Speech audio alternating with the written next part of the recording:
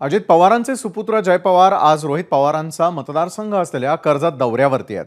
विधानसभा निवडणुकीच्या पार्श्वभूमीवर जय पवार यांच्या कर्जत दौऱ्याला महत्त्व आहे। ओएसिस फर्टिलिटीच्या तज्ञांनी आयव्हीएफ उपचार पद्धतीद्वारे 1 लाखांहून अधिक जोडप्यांना मातृत्व प्राप्तीचा आनंद दिला आहे।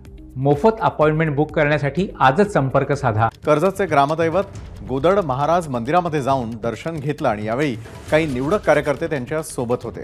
मात्र जय पवार यांच्या कर्जत दौऱ्यामुळे राजकीय वर्तुळात चांगलीच चर्चा सुरू झाली असून काही दिवसांपूर्वीच कर्जत जामखेडचे आमदार रोहित पवार यांनी जे सुतोवाच केलं होतं की माझ्याही मतदारसंघामध्ये अजित पवार निवडणुकीची चाचपणी करतायत, या वक्तव्याला आता दुजोरा मिळालेला असून जय पवार यांचा अचानकपणे विधानसभा निवडणुकीच्या आधी कर्जत दौरा हा आत्ता चर्चेचा विषय झालाय।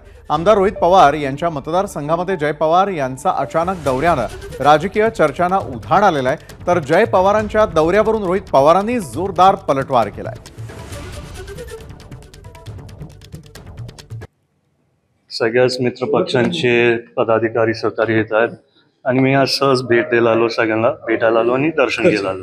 राजकीय काही नाही नाही, राजकीय काही नाही, सहज सगळ्यांना भेटायचं होतं। असे दौरे वारंवार होत होते।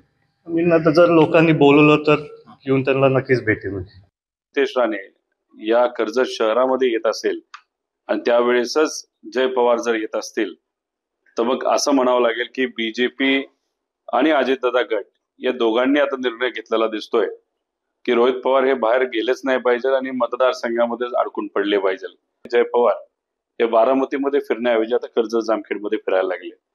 आता काय हे चाललंय, कन्फ्युजन त्यांच्या लेवलला काय आहे हे आपल्याला बघावं लागेल। एबीपी माझा, उघडा डोळे बघा नीट।